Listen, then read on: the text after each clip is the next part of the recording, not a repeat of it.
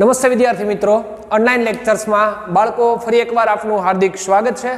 આજે આપણે ભણવાના છીએ આપણું પ્રકરણ નંબર 2 સ્થિત વિદ્યુત સ્થિતિમાન અને કેપેસિટન્સનો ભાગ નંબર 15. બરાબર, અત્યાર સુધી આપણે જે લેક્ચર્સો જોયા છે એમાં આપણે ભાગ નંબર 3 ની ચર્ચા કરી રહ્યા છીએ કે ભાઈ ખરેખર ભાગ 3 એટલે સ્થિત વિદ્યુત સ્થિતિમાન અને કેપેસિટન્સના આપણે ભાગો પાડ્યા છે. એક ભાગ આપણે જે સ્થિતિ ઉર્જાના સંદર્ભે, બીજો વિદ્યુત સ્થિતિમાનના સંદર્ભે અને ત્રીજો સુવાહકોના જે વિદ્યુત શાસ્ત્રનો સંદર્ભ છે એનો ઉપયોગ કરીએ છીએ. હવે આજે આપણે ભણવાના છીએ સૌથી અગત્યનો પાર્ટ્સ, ઇલેક્ટ્રિકલ ઇન્સ્ટ્રુમેન્ટમાં સૌથી અગત્યનો ઘટક એટલે કેપેસિટર્સ, એના વિશે વાત કરવાની છે. અને સાથે સાથે સમાંતર પ્લેટ કેપેસિટર્સનું શું તારવવાના છીએ આપણે સૂત્રો. તો સમજીએ બાળકો, કેપેસિટર્સ અને કેપેસિટન્સ એ સમજતા પહેલા આપણે એના વિશે થોડીક વાત કરીએ કે ભાઈ સામાન્ય રીતે કેપેસિટર નું કાર્ય શું. હવે ઘણીવાર આપણે એવી કહેવત પણ બોલતા હોઈએ છીએ કે the first impression is a last impression. શરૂઆત તમે કેવી કરો છો એના ઉપર ખૂબ જ આધાર છે. બરાબર, જો ક્રિકેટની રમતમાં પણ આવું હોય, બેટ્સમેન સારી રીતે બોલરનો સામનો કરી શકે, જે નવો બોલ હોય, કારણ કે એમાં સ્વિંગ અને ઇનસ્વિંગ વધારે થતું હશે, પણ જેમ જેમ જૂનો બોલ થાય એમાં સ્વિંગ અને ઇનસ્વિંગ ઓછું થઈ જાય. એટલા માટે જો નવા બોલથી એ પોતાની વિકેટ બચાવી શકે તો એ લાંબી ઇનિંગ રમી શકશે.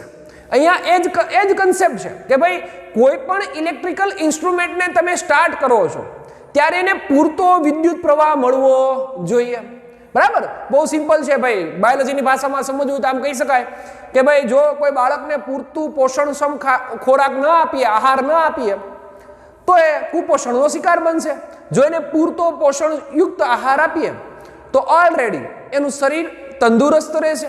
તો અહીંયા પણ એ જ કન્સેપ્ટ કે ઇલેક્ટ્રિકલ ઇન્સ્ટ્રુમેન્ટ છે મારું, બરાબર, પંખો. હવે આ પંખાને દાખલા તરીકે 12 એમ્પિયર જોતા હશે, પરંતુ જે હું અહીંયા વિદ્યુત પ્રવાહ એને આપું છું, જે બોર્ડમાંથી વિદ્યુત પ્રવાહ આપણે આપી રહ્યા છીએ, એ વિદ્યુત પ્રવાહના મૂલ્યમાં ક્યાંક વધારો ક્યાંક ઘટાડો થતો હશે. એટલે પંખો પોતાની કાર્યક્ષમતાને અનુરૂપ કાર્ય કરી શકશે નહીં. તો મારે એક એવા ઇલેક્ટ્રિકલ ઇન્સ્ટ્રુમેન્ટની જરૂર છે, એક એવા ઘટકની જરૂર છે જે આ કાર્ય કરી શકે કે કોઈ પણ પદાર્થને પૂરતો વિદ્યુત પ્રવાહ પૂરો પાડે અને જેથી કરીને ઇલેક્ટ્રિકલ ઇન્સ્ટ્રુમેન્ટ સારી રીતે શું કરી શકે? કાર્ય. કારણ કે એને જોઈએ વિદ્યુત પ્રવાહ. ખાસ તમે મોટા ભાગના ઇલેક્ટ્રિકલ ઇન્સ્ટ્રુમેન્ટ લેજો, બરાબર, મિક્સર છે, પછી બ્લેન્ડર છે, આપણું ઓવન છે, ઘરઘંટી છે, આ બધામાં તમે જોજો એક વસ્તુ કોમન આવતી હશે અને એ છે 230 વોલ્ટ. આ કોમન છે, બરાબર, વોલ્ટેજ કોમન છે, પરંતુ બદલાય શું? તો કે એનો ખોરાક. દરેક ઇલેક્ટ્રિકલ ઇન્સ્ટ્રુમેન્ટનો ખોરાક છે એમ્પિયર. દરેકના એમ્પિયર અલગ અલગ હોય. ઇલેક્ટ્રિકલ ઇન્સ્ટ્રુમેન્ટના દરેકના એમ્પિયર અલગ અલગ હશે. જેટલો પંખો એમ્પિયર ઉપાડતો હશે એટલે ઘરઘંટી અલગ હશે, ઘરઘંટીના સંદર્ભે આપણું મિક્સર અલગ હશે. દરેકના એમ્પિયર અલગ અલગ હોય. હવે એમ્પિયર એટલે જાણીએ છીએ વિદ્યુત પ્રવાહ. અને વિદ્યુત પ્રવાહનું નિર્માણ કોણ કરે? વિદ્યુત ભાર કરે ભાઈ. જો આપણી પાસે પૂરતા પ્રમાણમાં વિદ્યુત ભારો હોય તો સારો એવો વિદ્યુત પ્રવાહનું નિર્માણ કરી શકીએ. અને સારા એવા વિદ્યુત પ્રવાહનું જો નિર્માણ થાય તો જે ઇલેક્ટ્રિકલ ઇન્સ્ટ્રુમેન્ટ છે એ સારી રીતે શું કરીએ કે બાળકો કાર્ય કરી શકે. એટલા માટે મારે એક એવી રચના જોઈએ છે, એક એવો ભાગ જોઈએ છે કે જે વિદ્યુત ભારનો સંગ્રહ કરી શકે અને જરૂર પડે ત્યારે વિદ્યુત ભારનું વહન કરાવી અને વિદ્યુત પ્રવાહનું શું કરાવીએ કે નિર્માણ, જેથી કરીને મારું જે ઇલેક્ટ્રિકલ ઇન્સ્ટ્રુમેન્ટ છે એ પોતાની પૂરી કાર્યક્ષમતાથી કામ કરે. બરાબર, આ કન્સેપ્ટ. હવે આનો જ સંદર્ભ આપણે એક નાના એવા સિમ્પલી રીતે ઉદાહરણને સમજીએ. જુઓ જી, આપણા ઘરે ઇલેક્ટ્રિક મોટર હોય દારની, બરાબર, એમાંથી આપણે પાણી બહાર કાઢતા હોય. તેનું સ્ટાર્ટઅપ તમે જોયું હશે, જેને આપણે સ્ટાર્ટર કહીએ. એ સ્ટાર્ટરની અંદર આવા 2 મીટરો આપ્યા હશે આપણે. એક વોલ્ટ મીટર આપ્યું હશે અને એક એ મીટર આપ્યું હશે. એ મીટર સામાન્ય રીતે વિદ્યુત પ્રવાહ માપે, વોલ્ટ મીટર સામાન્ય રીતે વિદ્યુત સ્થિતિમાનનો તફાવત માપે. જ્યારે તમે મોટરને સ્ટાર્ટ કરો ત્યારે જોજો, બરાબર, 0 થી આવું 15 એમ્પિયર સુધી હશે તો તરત જ કાંટો જે છે એ ક્યાં વ્યો જશે? લગભગ 15 એમ્પિયરની આજુબાજુ વ્યો જશે. ખરેખર એટલો બધો એમ્પિયર મોટરને જરૂર છે નહીં, પણ સારી રીતે કામ કરવા હાટું મેક્સિમમ શું આપે ને? વિદ્યુત પ્રવાહ. સેકન્ડના નાના ભાગમાં એ કાંટો પાછો પોતાનું 2 કે 4 કે 5 એમ્પિયર જે તમારી મોટર છે એ પ્રમાણે પોતાના સ્થાને આવતો રહેશે. એનો અર્થ શું છે કે શરૂઆતમાં પ્રવાહ કેવો થયો? વધારે નિર્માણ થયો ભાઈ. શા માટે વધારે નિર્માણ થયો? એનું રીઝન તો કે સારી રીતે કાર્ય કરી શકે, બરાબર. એકવાર સ્ટાર્ટ થઈ જાય ફરીથી પ્રવાહના મૂલ્યમાં ધીમે ધીમે ધીમે ધીમે શું થઈ જશે? ઘટાડો. તેનો સંદર્ભ એ છે કે અહીંયા કોઈક એવી વસ્તુ હોવી જોઈએ જે વિદ્યુત પ્રવાહનું વધારે નિર્માણ કરી શકે, અને એ છે એટલે આપણું કેપેસિટર. બરાબર. બહુ સિમ્પલી છે. પતંગ ચગાવતા હોય આપણે, પવન છે ને બહુ ઓછો પવન છે. હવે પવન ઓછો હશે ને પતંગ ચગાવી હશે એટલે થોડીક વાર આપણે માથાકૂટ વધશે, બરાબર. થોડીક વાર આંચકા વધારે મારવા પડશે, થોડીક વાર એને મેકાવી વધારે પડશે, ઘણી થોડી ધીમે ધીમે દોરી છોડવી પડશે. પરંતુ એક વખત પવનની સાથે, જો ઓછા પવનની સાથે પતંગ થોડીક ઊંચે જતી રહે, પછી આંચકા મારવાની સંભાવના બહુ ઘટી જાય, એટલે કે બળનું કાર્ય બહુ ઓછું થઈ જાય છે. શરૂઆતમાં બળ વધારે કરવું પડે છે, વધારે કાર્ય કરવું પડે છે. એના માટે ઉર્જા પણ વધારે જોઈએ. તો શરૂઆતમાં જો આપણી ઉર્જા ઓછી હશે તો આપણે પતંગ ચગાવશું ને એમ કે ભાઈ પવન જ નથી, મૂકી દઈએ સાઈડમાં, જ્યારે પવન આવશે ત્યારે ચગાવશું.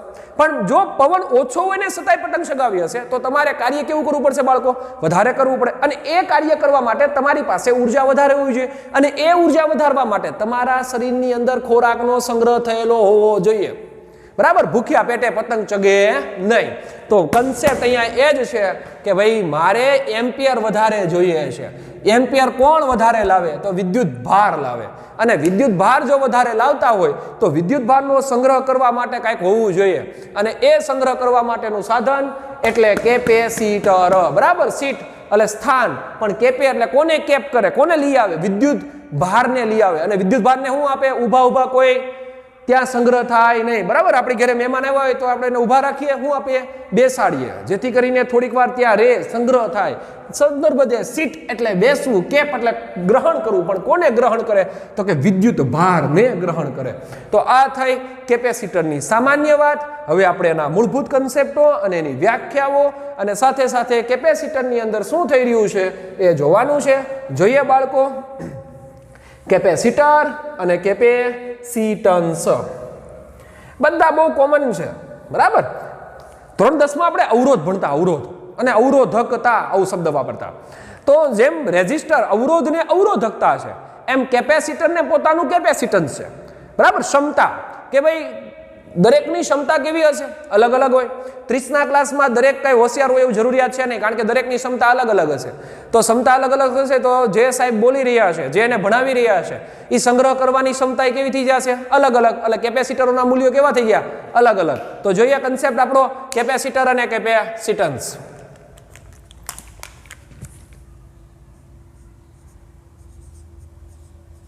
કેપેસિટર અને કેપેસિટન્સ.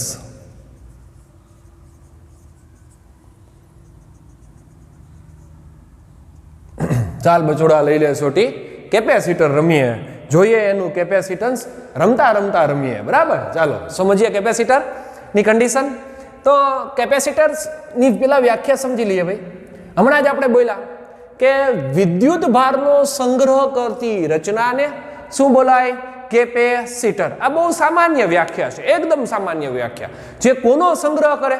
વિદ્યુત ભારનો. હવે આપણા મગજમાં બીજો પ્રશ્ન આવે, સાહેબ બેટરી પણ વિદ્યુત ભારનો સંગ્રહ કરે, બરાબર. પણ એના જે સંદર્ભો છે એમાં એક પ્લસ અને એક માઇનસના સંદર્ભે આલીએ છે. અહીંયા પણ એ જ પ્લસ અને માઇનસના સંદર્ભે ચાલશું.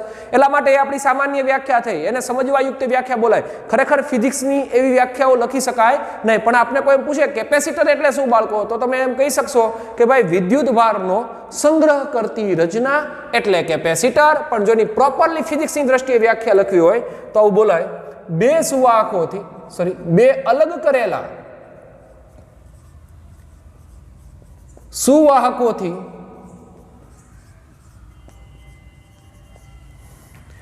બનતી રચનાને કેપેસિટર કહે છે, સંઘારક, બરાબર. આ થઈ એની વ્યાખ્યા. કેટલા ભાઈ? તો કે બે અલગ કરેલા સુવાહકો, બરાબર. બંને સુવાહકો અલગ કરેલા હોવા જોઈએ, બીજું સુવાહક હોવા જોઈએ. ની બનતી રચનાને શું બોલાય બાળકો? કેપેસિટર. ધારી લઈએ આપણે બે સુવાહકો અને સમજીએ આપણું કેપેસિટર. ધારો કે આપણી પાસે બે સુવાહકો છે ભાઈ. આ સુવાહક 1 અને એક બીજો સુવાહક પસંદ કરીએ, આ સુવાહક 2, બરાબર, સુવાહક 1 અને સુવાહક 2. ધારો કે સુવાહક 1 ઉપર Q1 જેટલો ચાર્જ છે. કેટલો ચાર્જ છે? Q1. અને Q1 અને Q2 ને બદલે હું સીધું લખી શકું ભાઈ. ધારો કે ભાઈ સુવાહક 1 ઉપર પ્લસ Q છે અને સુવાહક 2 ઉપર માઇનસ Q છે. શા માટે આવું કર્યું છે એ હમણાં સમજાવું. શા માટે 2 પ્લસ નો રેખા, શા માટે 2 માઇનસ નો રેખા, બરાબર, એનું રીઝન આપણે હમણાં સમજીએ. તો કે 1 ઉપર પ્લસ Q છે અને 1 ઉપર માઇનસ Q છે.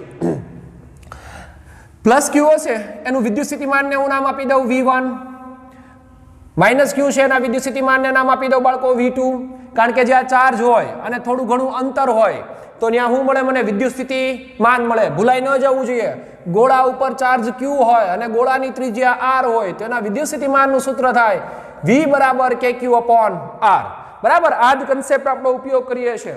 તો બાળકો અહીંયા જે તમને વિદ્યુત સ્થિતિમાન મળી રહ્યું છે એનું નામ આપી દીધું V1 અને કેટલું છે ભાઈ? V2. જે સમજાય છે એને લખી દઈએ. પ્લસ Q ઉપર પોઝિટિવ ચાર્જ છે, જરાક બતાવી દઈએ. પોઝિટિવ. અને અહીંયા કેવો ચાર્જ છે ભાઈ? નેગેટિવ. બરાબર, જોજે અહીંયા એ જ અલગ કરેલા છે એટલા માટે જ કન્ડિશન પ્રમાણે આકર્ષણ થશે, પણ અત્યંત આકર્ષણ પ્રબળ નહીં હોય કે જેથી બંને પ્લેટો એકબીજા સાથે ભળી જાય. બરાબર, બંને સુવાહકો એકબીજા સાથે ભળે. જો એકબીજા સાથે ભળે તો પ્રોબ્લેમ શું થાત? પ્લસ Q અને માઇનસ Q, તો કુલ ચાર્જ કેવો બની જાત? 0. જો કુલ ચાર્જ 0 થાય તો કેપેસિટરનું કાર્ય ચાર્જને સંગ્રહવાનું છે, ચાર્જને નાબૂદ કરવાનું છે નહીં. એટલે ખાસ બંને વચ્ચે થોડું ઘણું આપણે શું રાખ્યું છે ભાઈ? અંતર. કારણ કે અંતર વધતા બળના મૂલ્યમાં ઘટાડો આવે. કુલમના નિયમ પ્રમાણે F = KQ1Q2/R². ભણીએ આગળ. ચાલો, જે લખ્યું છે, જે આકૃતિ દોરી છે એનું શું કરી દઈએ? લખાણ, અને પછી એની કન્ડિશનો સમજી લઈએ. ધારો કે 2 સુવાહક, 1 અને 2 પર અનુક્રમે વિદ્યુત ભાર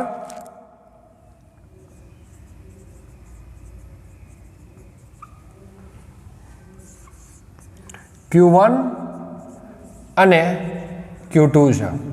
બરાબર, Q1 અને Q2 ને બદલે આપણે આવું લખીએ છીએ, સોરી ભાઈ, Q1 પ્લસ Q અને કેવો છે? માઇનસ Q છે. તેમજ તેમનું વિદ્યુત સ્થિતિમાન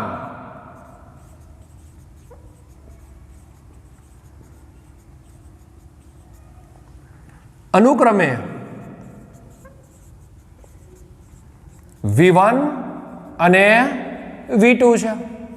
બરાબર, હવે ઘણા બધા બાળકોને પ્રશ્ન હશે, ભાઈ સાહેબ પ્લસ Q શા માટે રાખો, માઇનસ Q શા માટે રાખો, કેમ બંને પ્લસ નો રેખા, કેમ બંને માઇનસ નો રેખા? એનું એક જ મુખ્ય કારણ છે બાળકો, અને એ કારણ છે બરાબર કે ભાઈ મારે વિદ્યુત સ્થિતિમાનનો શું જોઈએ છે?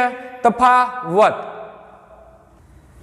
જોઈએ છે, વિદ્યુત સ્થિતિમાનનો તફાવત. એટલે આપણે એને નામ આપી દીધું V1 અને V2. જોઈએ છે, જરાક ધ્યાન આપો જી. પોઝિટિવ ચાર્જનું વિદ્યુત સ્થિતિમાન પોઝિટિવ જ હોય, નેગેટિવ ચાર્જનું વિદ્યુત સ્થિતિમાન નેગેટિવ હોય, કારણ કે V is only on the proportional to Q. બરાબર, એટલા માટે મને અહીંયા વિદ્યુત સ્થિતિમાનનો તફાવત મળે. જો બંને પોઝિટિવ હોત અને બંને નેગેટિવ હોત તો પ્રોબ્લેમ શું થાત? કે બંને પોઝિટિવ હોત તો બંને પોઝિટિવ વિદ્યુત સ્થિતિમાન મળત. બરાબર, અને બંને નેગેટિવ હોત તો બંને નેગેટિવ વિદ્યુત સ્થિતિમાન મળત. તફાવત મળત નહીં. અને તફાવત મેળવવા હાટું આપણે એક ઉપર પ્લસ અને એક ઉપર કેવો ચાર્જ રાખીએ છીએ બાળકો?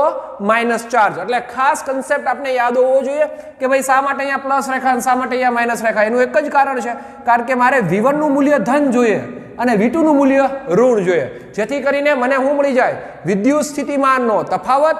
અને બાળકો, વિદ્યુત સ્થિતિમાનનો જો તફાવત હોય, જ્યાં તફાવત હોય ત્યાં જ કાર્ય થાય. કારણ કે કોઈ પણનો સંગ્રહ કરવો હોય, પછી એ વસ્તુ હોય, વિદ્યુત ભાર હોય, વિદ્યુત પ્રવાહ હોય, કોઈ પણનો સંગ્રહ કરવો હોય તો સંગ્રહ કરવા માટે જેનો સંગ્રહ કરવો છે એના ઉપર કાર્ય કરવું પડે ભાઈ. બહુ સિમ્પલ છે ને. એક મકાનની અંદર મારે ઘઉંનો સંગ્રહ કરવો છે, ઘઉં બહાર છે, તો બધા ઘઉં ઉપર કાર્ય કરીને ક્યાં નાખવા પડશે? મકાનની અંદર. જો એના ઉપર કાર્ય થયું તો જ સંગ્રહ થાય. પણ ક્યારે શું સર્જાવવો જોઈએ? તફાવત. બહાર મોટો ઢગલો છે, અંદર નાનો ઢગલો છે. આ તફાવતને કારણે ત્યાં જાય. તો ખાસ અહીંયા આપણે પોઝિટિવ અને નેગેટિવ લેવાનું એક જ કારણ છે. શું ડેવલપમેન્ટ કર્યો? તફાવત. હવે આવી રચના તો તમે ઘણી બધી રીતે મેળવી શકો. જુઓ જી, આવી રચના કઈ રીતે મેળવી શકાય? કેપેસિટરની રચના મેળવવા માટેના બે રીતો. આ એક રીત, આ હજી બે જોઈએ. કેપેસિટરની રચના મેળવવા માટે ની બે રીત. બરાબર, કઈ બે રીત છે જોઈએ? ચાલો જી, પહેલી રીત જોઈએ. તો પહેલી રીતમાં આપણે બધાને ખબર છે ભાઈ કે મારે વિદ્યુત સ્થિતિમાનનો તફાવત જોઈએ.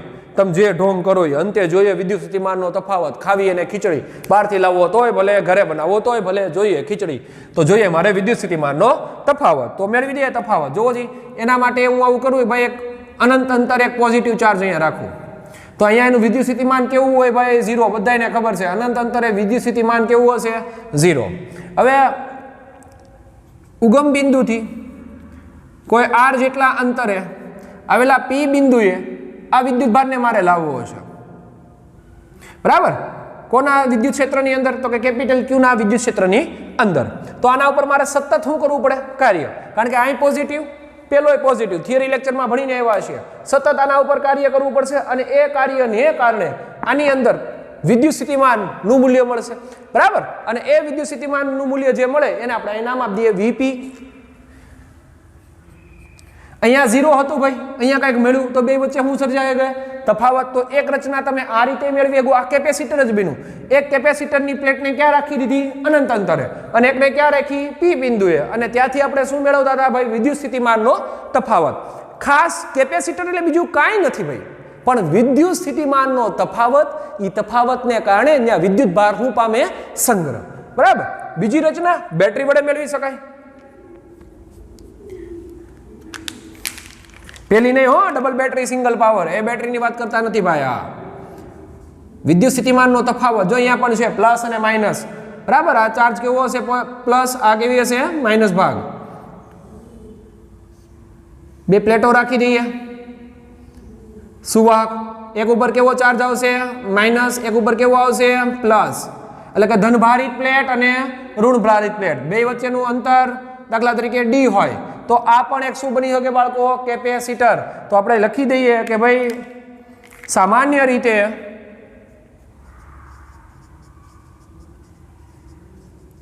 કેપેસિટરની રચનામાં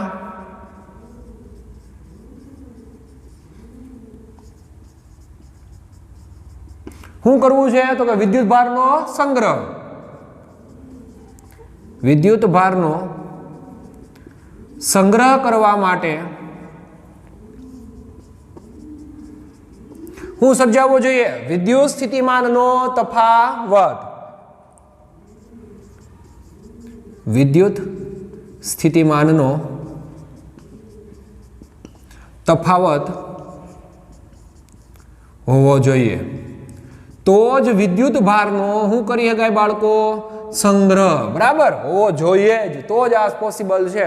તો જ આપણે કેપેસિટરની રચના ભણી શકીએ. ચાલો, આ થયો આપણો પહેલો પેરેગ્રાફ. હવે આપણે કમ્પ્લીટ કરવું છે આગળનો ભાગ. બીજું બાળકો અહીંયા ખાસ નોંધીએ. જોવો જી, બંને કેપેસિટરની જે સમગ્ર તંત્ર થયું, આ સમગ્ર તંત્ર બે પ્લેટોનું, એનો કુલ ચાર્જ કેવો થઈ જાય? 0.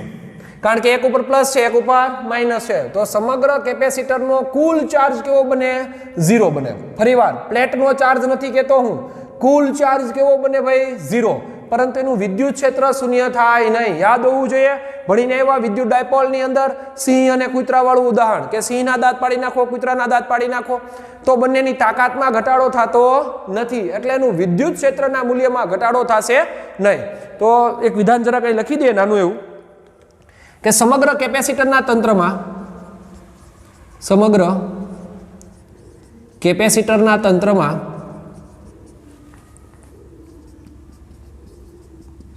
કુલ વિદ્યુત ભાર શૂન્ય થાય, પરંતુ વિદ્યુત ક્ષેત્ર શૂન્ય થતું નથી. કારણ કે શા માટે ન થાય એનું રીઝન બે વચ્ચે થોડું ઘણું અંતર છે એટલા માટે ત્યાં વિદ્યુત ક્ષેત્ર શૂન્ય થશે નહીં. બરાબર, આ ઓલરેડી થિયરિકલ લેક્ચર જ્યારે આપણે ભણતા હતા પ્રકરણ 1 માં ત્યારે સમજ્યા છીએ. હવે આપણે આગળનો આપણા ટોપિકમાં જઈએ ભાઈ.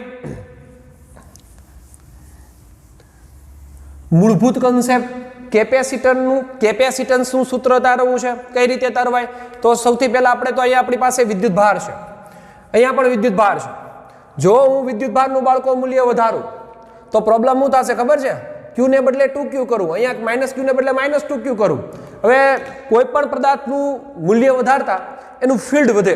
દાખલા તરીકે મારી પાસે નાનું એવું મેગ્નેટ છે, આવડું મોટું મેગ્નેટ છે અને આવડું મોટું મેગ્નેટ છે, તો દરેકની મેગ્નેટિક ફિલ્ડ અલગ અલગ હશે. તમને પ્રશ્ન કહે કે ભાઈ સૌથી વધારે કોનું હશે, તો તમે તરત કહેશો કે જે સૌથી વધારે દળ ધરાવે, જે સૌથી વધારે મોટું મેગ્નેટ છે એનું મેગ્નેટિક ફિલ્ડ વધારે હશે. તો અહીંયા પણ એ જ, જો ચાર્જનું મૂલ્ય વધારીએ, બરાબર, આ ભાગની અંદર. હવે આપને એ ખબર છે વિદ્યુત ક્ષેત્ર ક્યાંથી ક્યાંનું હશે ભાઈ? તો કે ધનથી ઋણનું હશે. આ વિદ્યુત ક્ષેત્રનું મૂલ્ય ક્યારે વધે? તો કે ભાઈ પોઝિટિવ અને નેગેટિવ ચાર્જના મૂલ્યમાં વધારો કરીએ. ઇન કેસ ક્યુ ને બદલે જો હું 2q કરું, દાખલા તરીકે ક્યુ એ E હતું તો 2q એ કેટલું બની જશે? 2e. કારણ કે જો તમારો ચાર્જ 2 ગણો થાય તો તમારું વિદ્યુત ક્ષેત્ર પણ 2 ગણું થાય. સિમ્પલી સૂત્ર E = kq/r². r ફિક્સ છે, બરાબર. અહીંયા પહેલા જ્યારે q હતો ત્યારે E જેટલું હતું, હવે q ને બદલે હું 2q કરું તો અહીંયા મૂલ્ય કેટલું થઈ જાય? 2e. r ફિક્સ જ, એટલે r ફિક્સ છે તો આ મૂલ્ય તો બદલાતું નથી. ઓનલી ફોર કોણ બદલાઈ રહ્યો છે બાળકો? q. બરાબર. તો સિમ્પલી કહે ગાય કે કેપેસિટરની બે પ્લેટો વચ્ચેનું વિદ્યુત ક્ષેત્ર એ એના વિદ્યુત ભારના સમપ્રમાણમાં છે. બરાબર, એનો જ આપણે ઉપયોગ કરવો છે. હવે આ વિદ્યુત ક્ષેત્ર હું લેવાને ભણ્યા ભાઈ, બરાબર. આ વિદ્યુત ક્ષેત્રનું કારણ હું કેપેસિટરમાં, કારણ કે જો યાદ કરો કોને સંગ્રહવો છે? વિદ્યુત ભારને સંગ્રહવાનું છે. અને વિદ્યુત ક્ષેત્ર ન હોય તો કોઈ વિરોધ કરે નહીં, એટલે આપણે શું ભણવું પડે? પેલા વિદ્યુત ક્ષેત્ર, કારણ કે વિરોધ કરવા વાળું તો કોઈક જોઈએ કે નહીં, બરાબર. વિરોધ કરે એની છતાંય સંગ્રહ કરવો એટલે કાર્ય કરવું પડે, અને એ કાર્ય એટલે આપણું વિદ્યુત સ્થિતિમાન. એટલે આપણા અહીંયા સંદર્ભમાં 2 પોઈન્ટ હાલવાના છે, એક તો E વારે અને એક V સાથે. કેપેસિટરની પ્લેટો વચ્ચે નું વિદ્યુત ક્ષેત્ર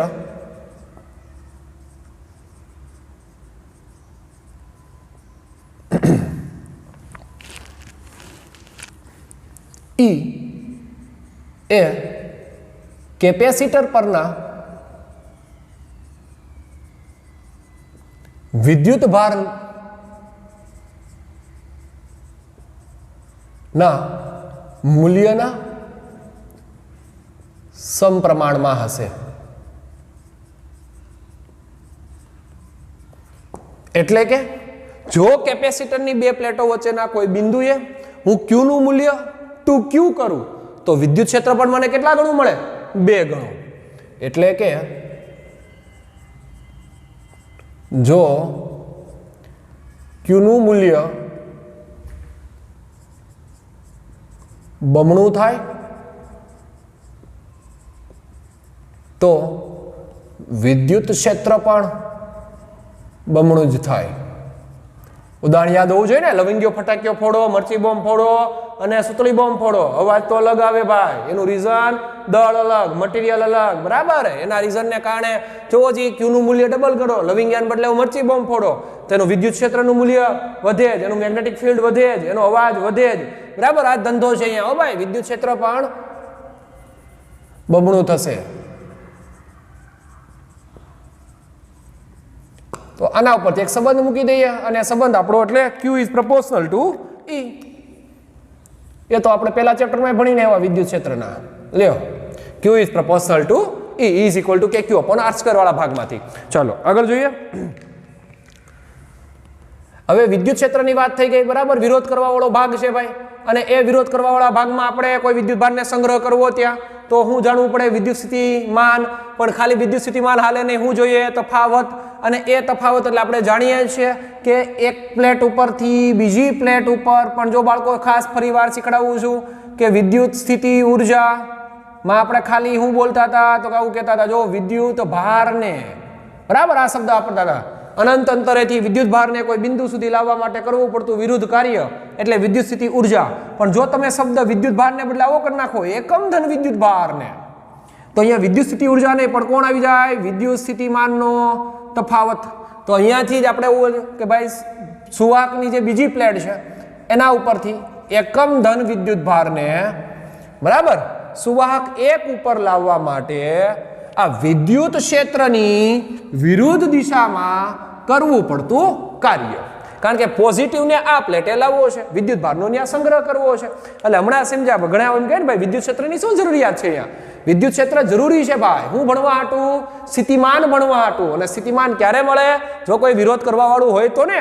તો કન્સેપ્ટ અહીંયા એ જ છે કે એકમ ધન વિદ્યુત ભારને આ વિદ્યુત ક્ષેત્રની વિરુદ્ધમાં સુવાહક 1 ઉપર લાવવા માટે કરવું પડતું કાર્ય એટલે વિદ્યુત સ્થિતિમાનનો તફાવત. કારણ કે 2 પ્લેટો છે, આ અનંત અંતરે રાખી નથી. જો અનંત અંતરે હોત તો આનો સ્થિતિ ઉર્જા વિદ્યુત સ્થિતિમાન કેવું બને બાળકો? 0. બરાબર. આમ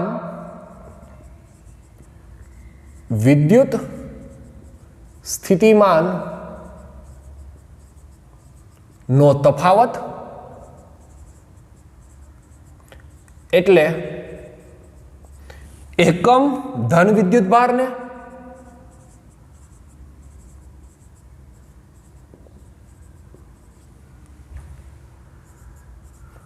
સુવાહક 2 પરથી સુવાહક 1 પર લઈ જવા માટે કરવું પડતું કાર્ય છે. બરાબર.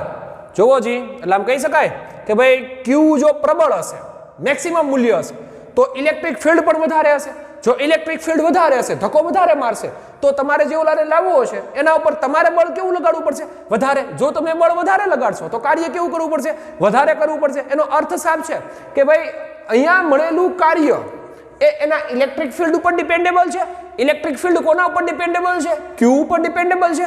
તો આવું કહી જાય કે Q is only on the proportional two V. એનું કારણ ફરીવાર કન્સેપ્ટ જરાક સમજીએ. તેથી Q is proportional two V. આ સૂત્રને આપણે આમે સમજી ગયો ભાઈ. V બરાબર KQ upon R ઉપરથી જોવો જી કહે ને V is proportional two Q આપણે ઘણીવાર બોલીએ છીએ. બરાબર. થિયરી લેક્ચરમાં ભણીને આવ્યા છે. પણ અહીંયા કન્સેપ્ટ અલગ છે. શું થઈ રહ્યું છે? તમારે પેલા પ્લસ ચાર્જને જે એકમ ધન વિદ્યુત ભાર છે એને અહીંયા લાવવો છે. તો આ ઇલેક્ટ્રિક ફિલ્ડ કોનું? તો કે તો કેપિટલ Q નું છે. જો કેપિટલ Q નું મૂલ્ય વધારે હશે તો ઇલેક્ટ્રિક ફિલ્ડ વધારે હશે. ઇલેક્ટ્રિક ફિલ્ડ વધારે હશે તો અહીંયા ધક્કો વધારે મારવો પડશે તો જાજુ કાર્ય થાય ભાઈ. એ કાર્ય એટલે વિદ્યુત સ્થિતિમાન. બરાબર. તો ડિપેન્ડેબલ વિદ્યુત સ્થિતિમાનમાં થયેલું કાર્ય એ E ઉપર આધાર રાખે. બરાબર. પણ E એ કોના ઉપર આધાર રાખે? Q ઉપર આધાર રાખે. તો આવું સીધું લખાય કે Q is proportional two E is proportional two કાર્ય. બરાબર. પણ કાર્ય એટલે વિદ્યુત સ્થિતિમાન. તો સીધું લખ્યો Q is proportional two V. તો આ થયું આપણો કન્સેપ્ટ. બાળકો ઘણા એમ કહે છે ભાઈ કેપેસિટરમાં આ બધું યાદ કેમ રાખવું છે? તો સિમ્પલી સૌથી પહેલા એની વ્યાખ્યા, ત્યારબાદ એની 2 રીતો કે ભાઈ એકને અનંત રાખીએ અને બેટરી વાળો ભાગ. હવે આ ભાગને કેમ યાદ રાખવો? તો કે ખાસ વિદ્યુત સ્થિતિમાનના તફાવતનો કન્સેપ્ટ આપણે ક્લિયર હોવો જોઈએ. બરાબર. એના ઉપરથી જ આપણે હાલવાનું છે કે ભાઈ ધન વિદ્યુત ભારને અનંત અંતરેથી કે કોઈ ક્ષેત્રના બિંદુ સુધી લાવવા માટે જે કરવું પડતું વિદ્યુત ક્ષેત્રની વિરુદ્ધ કાર્ય છે. એટલે સૌથી પહેલા વિદ્યુત ક્ષેત્ર હોવું જોઈએ. અને એ વિદ્યુત ક્ષેત્ર એટલે ચાર્જ વાળો ભાગ. અહીંયા જો પેલો બીજા લખ્યા બધા. પછી વિદ્યુત સ્થિતિમાનની વાત કરવાની. તો વિદ્યુત સ્થિતિમાનની વાત કરતા હતા ત્યારે કાર્યના ભાગ વડે સમજતા હતા. તો એનું આ મળી ગયું આપણે સૂત્ર. હવે આ બે તો એકબીજાના સમપ્રમાણમાં છે. જો Q વધે તો V વધે, V ઘટે તો Q ઘટે. અને જો બેયનો ગુણોત્તર લઈએ આપણે અહીં Q બાય V નો ગુણોત્તર એ કેપેસિટરના કેપેસિટન્સનું મૂલ્ય આપે છે. અને કેપેસિટરના કેપેસિટન્સને દેખાડવા માટે બરાબર શું વાપરીએ છીએ? C. ઇઝ ઇક્વલ ટુ કોનો ગુણોત્તર? ક્યુ બાય વી નો ગુણોત્તર એટલે કેપેસિટન્સ. આ મળી ગયું આપણા કેપેસિટરના કેપેસિટન્સનું સૂત્ર.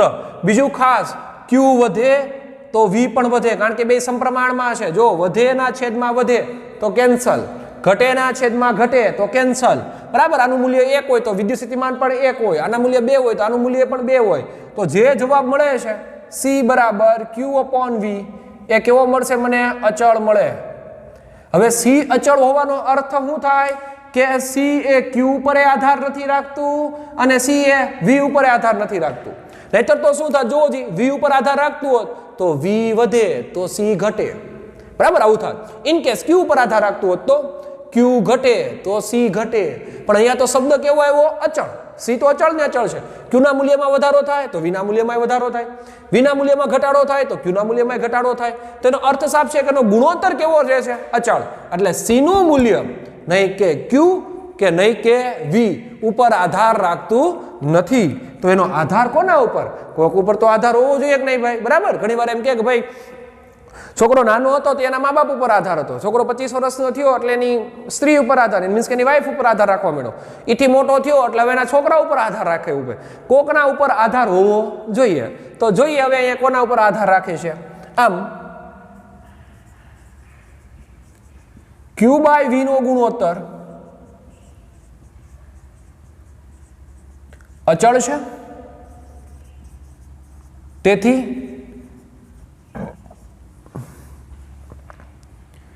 C નું મૂલ્ય પણ અચળ રહે છે. એટલે કે C એ Q અને V પર આધાર રાખતું નથી. તો કોના ઉપર આધાર રાખે ભાઈ? તો કે C એ કેપેસિટરનું કેપેસિટન્સ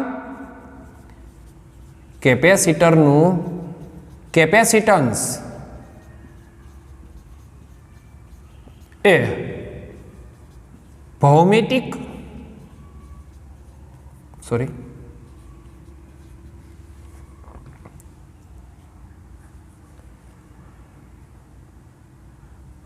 કેપેસિટરનું કેપેસિટન્સ એ ભૌમિતિક રચના પર આધાર રાખે છે. ભૌમિતિક રચના એટલે કેવી વળી? જરાક સમજી લઈએ ભાઈ. ભૌમિતિક રચના એટલે તો કે ભાઈ ભૌમિતિક રચના એટલે એમાં 3 મુદ્દાઓનો ખાસ સમાવેશ કરવો પડે.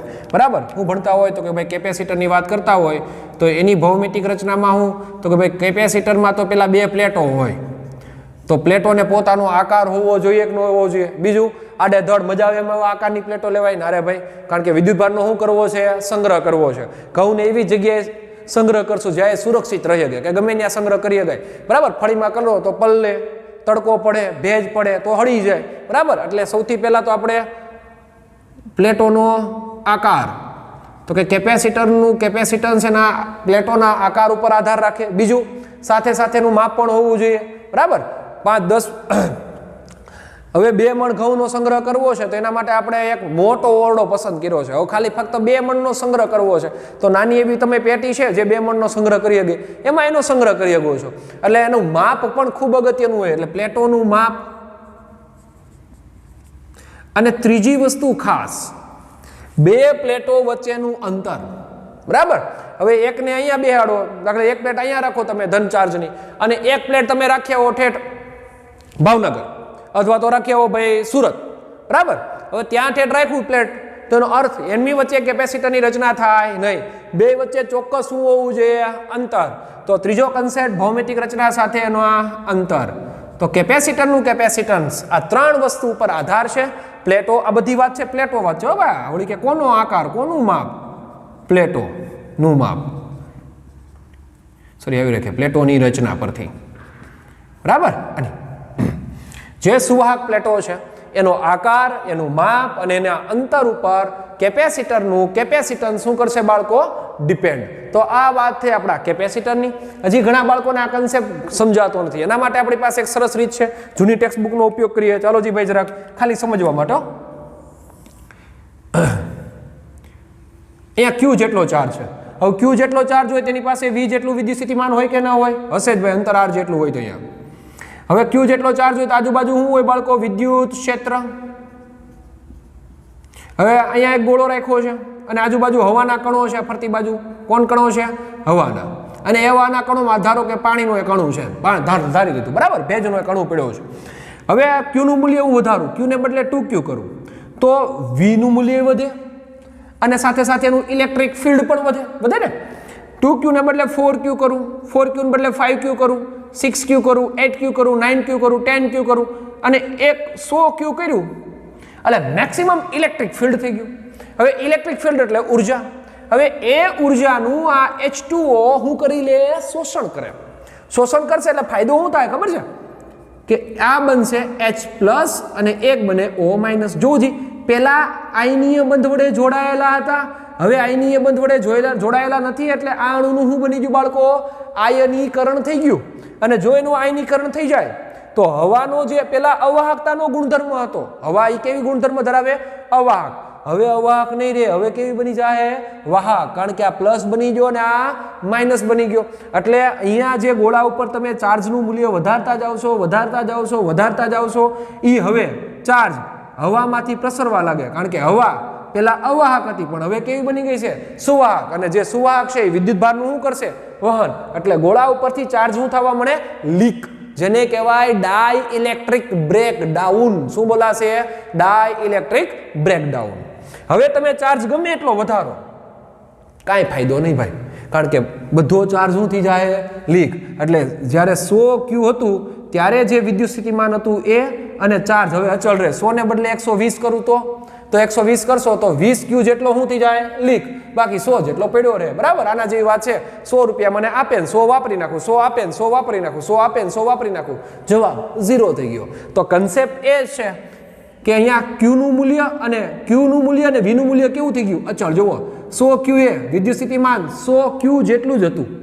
હવે વધારશો તો એ વધશે નહીં. અને આ ઘટના આપણે ભણવાની છે અને હમણાં જ ભણશું ડાયલેક્ટ્રિક બ્રેકડાઉનના સંદર્ભમાં. આના ઉદાહરણમાં તમે આમે સમજી શકો ભાઈ કે એક વ્યક્તિને અતિ લાડવા પ્રિય છે અને એને જમવા બેસાડ્યો. પેલા 5 લાડવા થાળીમાં આપ્યા, ખાઈ ગયો. 6 લાડવા આપ્યા, ખાઈ ગયો. પછી પાછા 4-5 લાડવા એને માંગ્યા, ખાઈ ગયો. પછી કે હવે દેવા ગયા તો ના પાડી કે હવે નથી ખાવા. તો આપણે એને હમ દઈને બાપુની ઘોડીના હમ છે, તારે 2 લાડવા તો ખાવા જ પડે. 2 લાડવા ખવડાવ્યા પાછા. હવે તમે લાડવા આપશો અને ના પાડે છે, એને ખબર છે હવે એની ક્ષમતા પૂરી થઈ ગઈ છે. બરાબર, હવે ચાર્જને ગ્રહણ કરીએ કે એમ છે જ નહીં. પણ છતાંય તમે એક પરાયણે લાડુ આપ્યો અને જો એને એ લાડુઓ ખાધો અને તરત જ એને હુકરી નાખી ઉલટી. તો આ ઘટના એટલે ડાય ઇલેક્ટ્રિક બ્રેકડાઉન. કે હવે ચાર્જ સંગ્રહ નહીં કરી શકે પણ એ લીક થઈ ગયો. શું થઈ ગયો ભાઈ? લીક. અને હવે તમે જેટલા લાડવા આપશો એ બધા લીક જ કરશે. બરાબર, સંગ્રહ કરવાની ક્ષમતા પૂરી. આમ કહીએ ને ટાંકો સંપૂર્ણ ભરાઈ જાય પછી પાણીનો એ સંગ્રહ નહીં કરે પણ પાણીને લીક થવા દે, બહાર ફેંકે. એનું રીઝન કારણ કે એની સંગ્રહ કરવાની ક્ષમતા પૂરી થઈ ગઈ. તો અહીંયા આપણો એ જ કન્સેપ્ટ છે. જોઈએ ચાલો આગળ ભાઈ ડાયલેક્ટ્રિક બ્રેકડાઉનની ઘટના સમજવી છે. કેપેસિટરમાં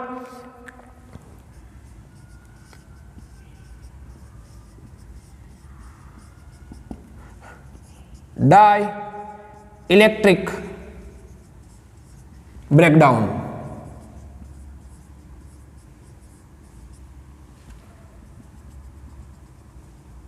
નામ જ એવું છે, બ્રેકડાઉન. બરાબર, હવે બ્રેક લાગશે જ નહીં, બ્રેક નહીં લાગે બધું ક્યાં ફેંકાય? બહાર. જો જે આમાં બ્રેક લાગવાની સંભાવના જ નહોતી, ઓલો ગોળો દોર્યો હતો. કારણ કે બ્રેક લાગે તો વિદ્યુત ભાર ત્યાં ને ત્યાં રહે, પણ બ્રેક નહીં લાગે. જેવા દીધા એવા જ બારા, કારણ કે હું નથી લાગતી, બ્રેક નથી લાગતી. કોઈ એક જગ્યાએ તમારે ઊભું રહેવું હોય ભાઈ, દાખલા તરીકે બસ સ્ટેન્ડે ઊભું રહેવું અને ગાડી તમે સ્પીડમાં જાઓ છો 40-50 લઈ અને બ્રેક ન લાગે તો તમે બસ સ્ટેન્ડ ઊભા રહ્યો નહીં ને, ત્યાં સંગ્રહ થઈ શકશો નહીં, ક્યાં નીકળી જશો? આગળ. આ જ ધંધો એટલે આપણું બ્રેકડાઉન. તો જોઈએ કન્સેપ્ટ. સૌથી પહેલા આપણે તો શું કામ કેપેસિટરની રચના બનાવી એને આપણા ટેક્સ્ટ બુકમાં મુદ્દા આપ્યા છે, એને જરાક સમજી લઈએ. કેપેસિટરનું કામ શું? તો હમણાં સમજાવ. First impression is a last impression. આવું કેપેસિટરનું કામ છે કે ભાઈ ધોડીને એમ કહેશે કે ભાઈ હું વિદ્યુત પ્રવાહ વધારે આપું, તું તારે કાર્ય કર. આ કામ કોણ કરશે? કેપેસિટર. બરાબર, કેપેસિટરનું કામ વિદ્યુત ભારનો સંગ્રહ કરવો. હવે ફાયદો થાય એવો જ ધંધો આપણે કરીએ છીએ. નફો થવો જોઈએ બરાબર, ખોટ જાવી જોઈએ નહીં. ઓછા પૈસે આપણે ફાયદો થવો જોઈએ. ઓછા પૈસા એટલે આપણું ઓછું વિદ્યુત સ્થિતિમાન. કારણ કે પ્લગમાંથી કેટલું આવવાનું છે? 230 જ આવવાનું છે ભાઈ. પંખો એમ કહે મારા 500 ની જરૂરિયાત છે, તો પ્લગ કોઈ દી નહીં કે ભાઈ હું તને 500 આપીશ. કેટલા આપશે? 230 જ આપશે. એથી વધારે આપવાનું છે જ નહીં ભાઈ. બરાબર, એટલા માટે આપણે કામ એ કર્યું છે કે ભાઈ 230 વોલ્ટે જે પ્રવાહ મળી રહ્યો છે એ પ્રવાહના મૂલ્યમાં જો વધારો કરવો હોય તો આના મૂલ્યમાં તો વધે એમ છે જ નહીં. 230 જ રહે એમ છે. એટલા માટે આપણે કેપેસિટરનું શું વધારી દઈએ? કેપેસિટન્સ. ફાયદો જોવો જરાક જોઈએ. આ ગુણોત્તર ક્યારે મોટો બને બાળકો? ગુણોત્તર પૂછું છું હો ભાઈ. ગુણોત્તર ક્યારે મોટો મળે? તો કે અંશ મોટો હોય તો વિના મૂલ્યમાં વધારો કરી શકાય. બરાબર, અંશ મોટો હોય તો શેના મૂલ્યમાં વધારો કરી શકાય? વિના. બાળકો, તો આપણે હમણાં જ કહેતા હતા ભાઈ કે ક્યુના મૂલ્ય અને વીનું મૂલ્ય એવું લેવું છે, બરાબર, કે જેથી કરીને સી નું મૂલ્ય મને મોટું મળે. એટલે કે ભાઈ સી છે એ શું છે? તો કે ક્યુ અપોન વી નો ગુણોત્તર છે. તો મારે કામ એવું કરવું છે કે ભાઈ આનું મૂલ્ય મારે મોટું જોઈએ છે. તો સિમ્પલી છે કે ભાઈ અંશ મોટો હોવો જોઈએ અને છેદ નાનો હોવો જોઈએ. બસ આ તો વાત છે ભાઈ. પૈસા ઓછા છે છતાંય નફો મળવાનો છે, એ તો ધંધો હું કરીશ. બીજો ધંધો મારે કરવો છે નહીં. એટલા માટે જોજો બરાબર 230 વોલ્ટ એ તો ફિક્સ જ રહેવાના છે. પણ જો પંખાને વિદ્યુત પ્રવાહ વધારે જોતો હશે તો કે 230 જ એવું જ કહી દીધું કે હું ભાઈ તને 15 એમ્પિયર જ આપીશ. 230 વોલ્ટે 15 એમ્પિયર, એથી વધારે મારી પાસે છે નહીં અને તું માગીશ તો હું આપે નહીં. બરાબર, તો સીધો અર્થ સાફ છે કે એક એવી રચના બનાવવી પડે કે જો કદાચ પંખાને 15 ને બદલે 17 એમ્પિયરની જરૂરિયાત પડી તો એ આ વિદ્યુત ભાર દ્વારા આપી શકે. અને આ રચના એટલે કેપેસિટર. તો આપણે જોઈએ છે આપણી વ્યવહારિક અગત્યતા એ છે કે મારે મારા વિદ્યુત પ્રવાહના મૂલ્યમાં શું કરવો છે બાળકો? વધારે. કારણ કે જેમ આપણે કહીએ ને બેનોને ભાવે પાણીપુરી, એમ ઇલેક્ટ્રિક ઇન્સ્ટ્રુમેન્ટને શું ભાવે ભાઈ? એમ્પિયર. તો એમ્પિયરના મૂલ્યમાં શું કરવો પડશે? વધારો. અને એ વધારો કરવા માટે શું આવશે? કેપેસિટર. તો કેપેસિટર શું વધારવું પડે? કેપેસિટન્સ. કેપેસિટન્સના વધારા કરવા માટે શું કરવું પડશે? વી નું મૂલ્ય નાનું રાખવું પડે અને ક્યુ નું મૂલ્ય મોટું કરવું પડે. ચાલો સમજીએ.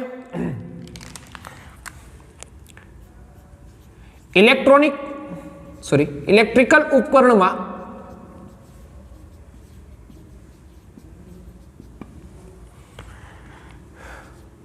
વિદ્યુત પ્રવાહના મૂલ્યમાં વધારો કરવા માટે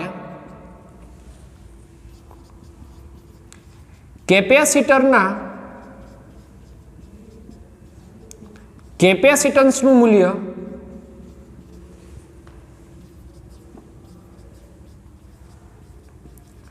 વધારવું પડે છે. કારણ કે જેટલું કેપેસિટન્સ વધારે એટલો ક્યુ મોટો, એટલો વી નાનો, ઓછા પૈસે નફો વધારે. એ જ આપણો ધંધો. બરાબર, કામ જ એ કે ઓછા પૈસે નફો વધવો જોઈએ. એટલા માટે કેપેસિટન્સનું કેપેસિટન્સ કેવું કરવું પડે? વધારવું પડે. તેના માટે નાના વીના મૂલ્યે ક્યુનું મૂલ્ય મોટું મળે છે. જે આપણી વ્યવહારિક અગત્યતા છે. બરાબર, આજ આપણે જોઈએ છે. એટલા માટે જોવો જે આપણે મેક્સિમમ કેપેસિટરો જોડીએ છીએ.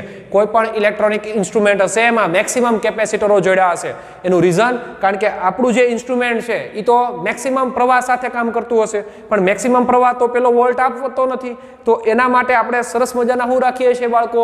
કેપેસિટર, જે શું કરશે? વિદ્યુત ભારનો સંગ્રહ કરશે. બરાબર, ચાલો હવે જો વિદ્યુત સ્થિતિમાનનું મૂલ્ય મોટું કરીએ તો બરાબર, અહીંયા એકવાર તમે વિદ્યુત સ્થિતિમાનનું મૂલ્ય નાનું કર્યું, નફો વધારે કાયમાં. હવે પૈસાનું રોકાણ વધારે પણ નફો હમણાં ઓછો થાય. જોઈએ શું થશે કે જ્યારે તમે વિદ્યુત સ્થિતિમાનનું મૂલ્ય વધારો, બે પ્લેટો વચ્ચે વિદ્યુત સ્થિતિમાનનું મૂલ્ય વધારો. આકૃતિ દોરી દઈએ. આપણી આ બે પ્લેટો, એમની વચ્ચે હવા ભરી છે.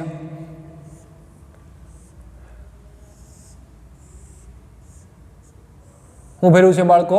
હવા. બરાબર, વચ્ચે હવા છે. તો હવાની અંદર તો ભાઈ જુદા જુદા અણુઓના સોરી જુદા જુદા પદાર્થો કે જુદા જુદા અણુઓ આવેલા હશે, બરાબર. હવે એ અણુઓનું જોઈ લઈએ. દાખલા તરીકે બે અણુઓ લઈએ. એક તો ભેજ એટલે પાણી છે H2O, અને એક બીજો સલ્ફ્યુરિક એસિડનો અણુ છે, ધારો કે H2SO4. ધારો કે મેં કીધું છે, બરાબર. ચાલો, પોઝિટિવ અને નેગેટિવ. તો આ પ્લેટ કેવી બનશે? પોઝિટિવ બનશે. આ પ્લેટ કેવી બનશે? નેગેટિવ બનશે. મારી પાસે જે બેટરી છે એ ચલિત બેટરી છે. જરાક શબ્દ સમજી લઈએ, હમણાં કેપેસિટરમાં પણ આપણે ઉપયોગ કરશું. આ કેવી બેટરી છે મારી પાસે? ચલિત બેટરી. ચલિત બેટરીનો અર્થ શું થાય કે એના વોલ્ટેજ હું બદલાવી શકું. બે વેલ્યુ આવે, એક ફિક્સ આવે, ખાવા જઈને આવવું જોઈએ, ફિક્સ થાળી અને અનલિમિટેડ થાળી, બરાબર. ફિક્સ થાળીમાં ફિક્સ મેનુ જ હોય, એટલે અહીંયા પણ આ ફિક્સ મેનુ જ હશે બેટરીમાં. સોરી, દાખલા તરીકે 5 વોલ્ટ હોય તો એ 5 વોલ્ટ જ આપે, 5 થી વધારે એનું આપે, 5 થી ઓછી નું આપે. એટલે ફિક્સ થાળી છે, 5 રોટલી જ આપશે, એથી વધારે નહીં આપે. અનલિમિટેડમાં શું હોય ભાઈ? ચલિત હોય. ચલિત અનલિમિટેડમાં જેટલી ખાવી હોય એટલી, બરાબર. પણ એમાંય વેલ્યુ હોય, એમાંય માપ હોય. પછી તમને ઘરે લઈ જવા ન દે, રેડી? એટલે એની વેલ્યુ હશે 0 થી 10 વોલ્ટ દાખલા તરીકે. તો એમાં તમે 1 વોલ્ટ લઈ શકો, 2 વોલ્ટ લઈ શકો, 5 વોલ્ટ લઈ શકો, 6 વોલ્ટ લઈ શકો, પણ ક્યાં સુધી? 10 વોલ્ટ લઈ. પછી 11 વોલ્ટ આપશે નહીં. તો આપણી પાસે ચલિત બેટરી છે. શું કામ ચલિત બેટરી લીધી છે? કારણ કે વિદ્યુત સ્થિતિમાનના મૂલ્યમાં ફેરફાર કરી શકું. શું કામ વિદ્યુત સ્થિતિમાનના મૂલ્યમાં ફેરફાર કરવો છે? કારણ કે જુઓ જી, જેમ જેમ હું વોલ્ટેજ બદલાવીશ એમ એમ અહીંયા ચાર્જના મૂલ્યમાં પણ બદલાય છે. ચાર્જ બદલાશે એટલે વિદ્યુત ક્ષેત્ર પણ બદલાય. તો આપણું વિદ્યુત ક્ષેત્ર ક્યાંથી ક્યાંનું હશે ભાઈ? ધનથી ઋણ હશે. હું વધારો છો વિદ્યુત સ્થિતિમાન. વિદ્યુત સ્થિતિમાન V વધે તો Q પણ વધે. પણ પ્રોબ્લેમ એ થાય છે કે V વધતા શું થાય છે જરાક જોઈએ. કેપેસિટરોની બે પ્લેટ વચ્ચે જ્યારે V વધે ત્યારે શું વધશે? E વધે. હવે જેમ જેમ E વધતું જાય આ બધામાં, તો હવાના અણુઓ જે આયનીય બંધથી જોડાયેલા છે, આપને બધાને ખબર છે, કેમેસ્ટ્રીમાં બહુ સારી રીતે આપણે ભણ્યા કે ભાઈ કોઈ પણ અણુને તમે વિદ્યુત આપો, ઉષ્મા આપો, પ્રકાશ ઉર્જા આપો કે આવી ઇલેક્ટ્રિક ફિલ્ડમાં રાખો, એ બધી અહીંથી ઉર્જાનું શું કરે? શોષણ. ઉર્જાનું શોષણ કરતો જાય અને એક સમય એટલી ઉર્જા થઈ જાય કે પોતે જે આયનીય બંધથી જોડાયેલા છે એ આયનીય બંધમાં ભંગાણ સર્જે. એટલે શરૂઆતમાં હવા વિદ્યુતની કેવી હતી? અવાહક હતી. જ્યારે ખાલી H2O, H2SO4 હતા ત્યારે જેવું જેમાં આયનીય બંધ તૂટ્યો એટલે આ બની ગયો H+, સોરી આ બની ગયો H+ અને એક બન્યો ઓક્સિજન માઇનસ. H2SO4 માં શું થયું? તો કે એક બન્યો H2+ અને એક બન્યો SO4-. ફાયદો હું હતો બાળકો જોજો, હવા અવાહક હતી તો હવા અવાહક હતી, વિદ્યુત ક્ષેત્ર આમ જઈ રહ્યું હતું, બરાબર. અહીંયા ધન ચાર્જ ભેગો થયો, અહીંયા ઋણ ચાર્જ ભેગો થયો, ક્યાંય લીક હતું નહીં. હવે વિદ્યુત ક્ષેત્ર મેક્સિમમ થતું ગયું.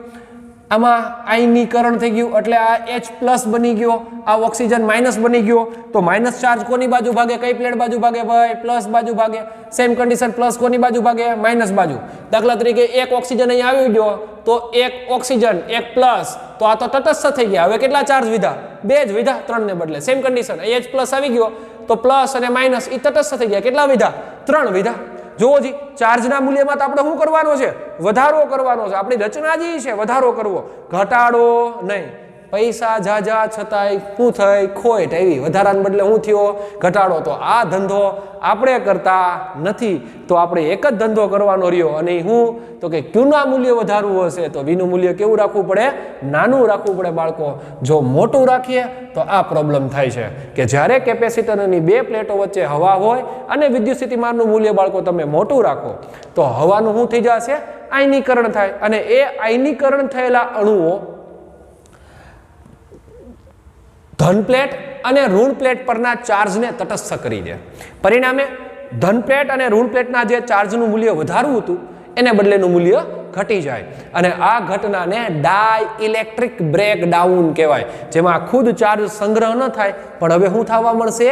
લીક થવા મળે. લીક એટલે આ રીતે લીક થાય, તટસ્થ થાય, હો કે આમ જાતો એવો દેખાય નહીં. તો જે ધંધો છે એને લખી દઈએ અને ટોપિકને પૂર્ણ કરીએ. ચલો જી, જરાક અહીંયા એની સંજ્ઞા સમજી લઈએ ભાઈ. કેપેસિટરની સંજ્ઞા જો ફિક્સ હશે, ફિક્સ વેલ્યુ, બરાબર, અથવા તો આમ રાખીએ નિશ્ચિત મૂલ્યના કેપેસિટરની સંજ્ઞા બેટરી જેવી જ છે, પણ બેટરીના બે છેડા એક લાંબો હોય ને એક ટૂંકો હોય, પણ અહીંયા બે છેડા કેવા રાખવાના? સમાન. એક ધન પ્લેટ અને એક કેવી પ્લેટ? ઋણ પ્લેટ. આ નિશ્ચિત મૂલ્યનું કેપેસિટર છે. જ્યારે ચલિત મૂલ્યનું કેપેસિટરની સંજ્ઞા કેવી હશે ભાઈ? ચલિત મૂલ્યના કેપેસિટરની સંજ્ઞા, ચલિત મૂલ્ય ઘણી જગ્યાએ આપણે તીર મારીએ છીએ, મારીએ ને? બહુ જાજા તીર મારેલા છે.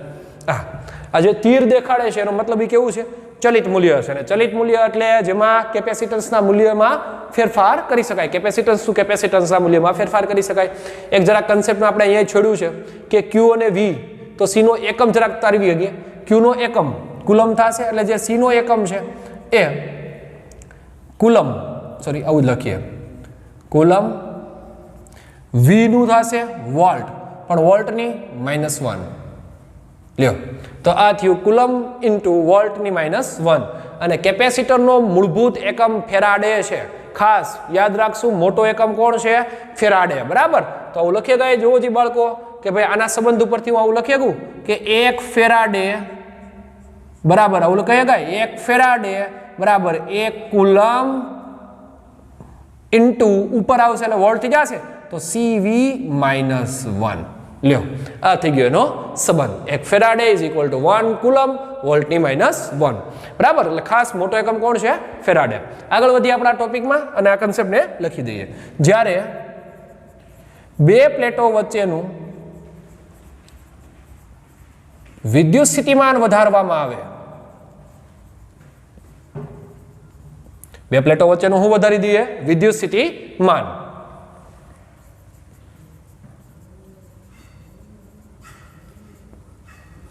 હવે ત્યારે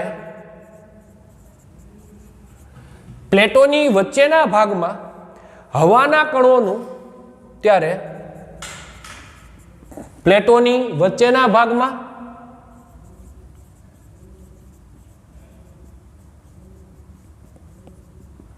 હવાના કણોનું શું થઈ જશે? આયનીકરણ થાય. બરાબર. શું થઈ જશે? આયનીકરણ. કઈ રીતે આયનીકરણ થયું? હમણાં સમજ્યા કે ભાઈ મેક્સિમમ ઇલેક્ટ્રિક ફિલ્ડમાંથી પેલા બંને અણુઓ શું મેળવશે? ઉર્જા. અને એ ઉર્જાને કારણે પોતાનો આયનીય બંધ તોડી નાખે અને પરિણામે H+O- H2+ અને SO4- ની રચના થાય. આ હવાના કણોનું આયનીકરણ થશે.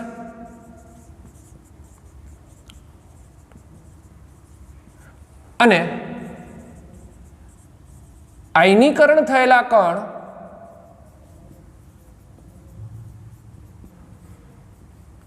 જો જે આયનીકરણ થયેલા કણ એટલે H+ બાજુ ભાગશે અને ઓક્સિજન પ્લસ બાજુ ભાગશે. આયનીકરણ થયેલા કણો વિરુદ્ધ પ્લેટ તરફ ગતિ કરે છે અને પ્લેટ પરનો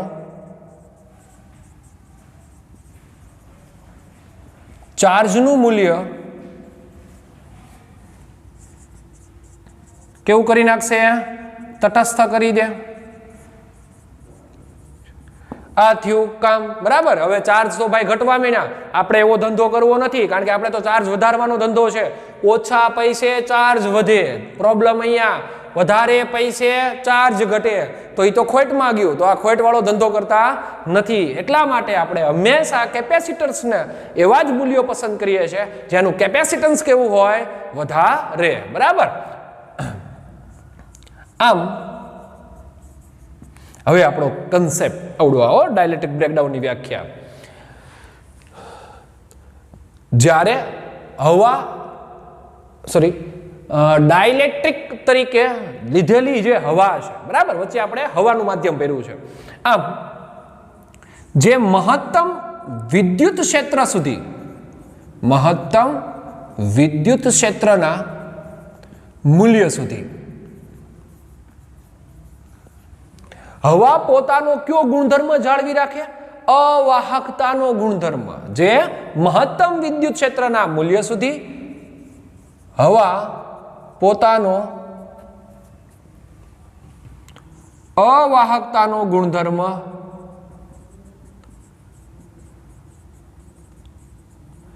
જાળવી રાખે તે મૂલ્યને હવાની ડાઇલેક્ટ્રિક સ્ટ્રેન્થ કહેવાય. શું બોલાશે? ડાય ઇલેક્ટ્રિક સ્ટ્રેન્થ. પિક્ચરમાં જોયું હોય બરાબર કે ભાઈ એક વ્યક્તિ બારનું બંધ કરીને સામે ઊભો હોય અને પેલી સાઈડ 10-12 ગુંડા હોય, પણ એ વ્યક્તિ અંદરના જે વ્યક્તિઓ છે એને એમ કે તમે ભાગી જાઓ, બરાબર, હું આ બધાને રોકું છું. ક્યાં સુધી રોકશે? તો કે એની મેક્સિમમ ક્ષમતા હશે ત્યાં સુધી. જેવી જેની ક્ષમતા પૂરી થાય, જોજી, જેવી જેની ક્ષમતા પૂરી થાય એટલે લીક થવા માંડ્યા, બરાબર. તો કન્ડિશન એ છે કે જેવી એની ક્ષમતા પૂરી થાય તે ઓલા ગુંડાઓ ક્યાં ઘરશે? હવે ઘરની અંદર. તો એને એની ડાયલેક્ટ્રિક સ્ટ્રેન્થ કોને બોલાય?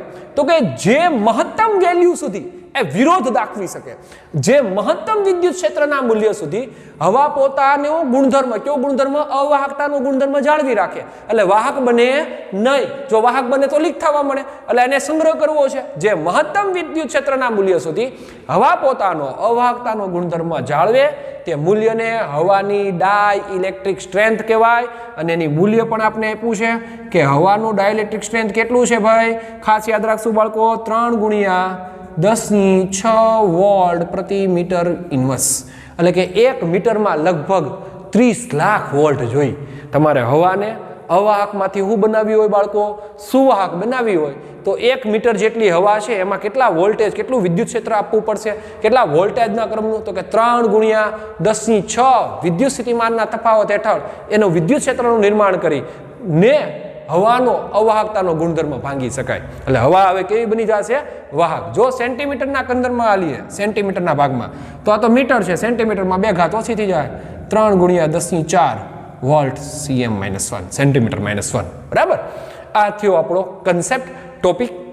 તો બાળકો આ ઉપરથી આપણે એટલું સમજ્યા છીએ કે ભાઈ ખાસ કરીને આપણે એવા કેપેસિટરોની રચના કરવી જોઈએ કે જેના કેપેસિટન્સના મૂલ્યો વધારે હોય, નહીં કે જેનું વિદ્યુત સ્થિતિમાન વધારે હોય.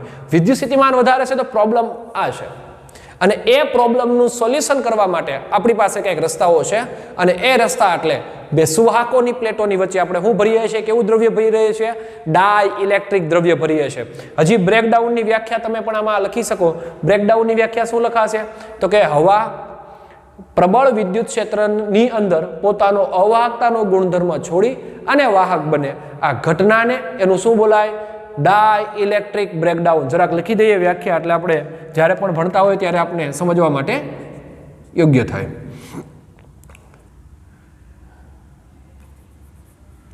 હવા પોતાનો અવાહકતાનો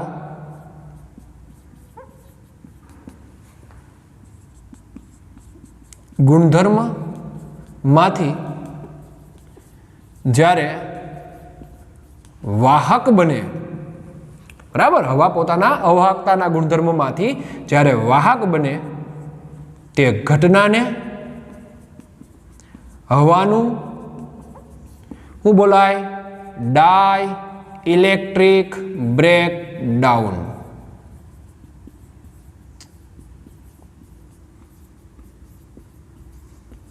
આ થઈ એની રચના, આ થયો આપણો ટોપિક. આ કન્સેપ્ટ આપણે ભણ્યા છીએ, બરાબર. કેપેસિટર્સના વેલ્યુ અને એના મૂલ્યો આપણે યાદ રાખશું બાળકો. ઘણા બધા બીજા પણ એકમ છે. ફેરાડે તો આપણે સમજીએ છીએ. ખાસ કરીને કેપેસિટરનું પારિમાણિક સૂત્ર જરાક હું અહીં તારવી દઉં છું, કારણ કે ખૂબ અગત્યનું છે, બરાબર. કેપેસિટરનું પાસું શું થશે? જુઓ જી ભાઈ, C બરાબર Q/V. તો Q એમ જ રાખીએ. હવે V એટલે આવું લખી શકાય કે નહીં? આપણી પાસે સૂત્ર છે V નું. V બરાબર જુઓ જી આવું, W/Q. યાદ છે ને? એકમ ધન વિદ્યુત ભાર પર કરેલું કાર્ય. તો W/Q, છેદનો છેદ Q અંશમાં આવે તો શું થઈ જશે? Q² થઈ જાય કે નહીં ભાઈ? હજી લખીએ કાંઈ, જોવો જી, Q² એમ કાર્ય એટલે તો આવું થાય ને, બળ ગુણ્યા સ્થાનાંતર, કે નહીં? બરાબર. હવે એનું પાછું તમે તારવી શકો.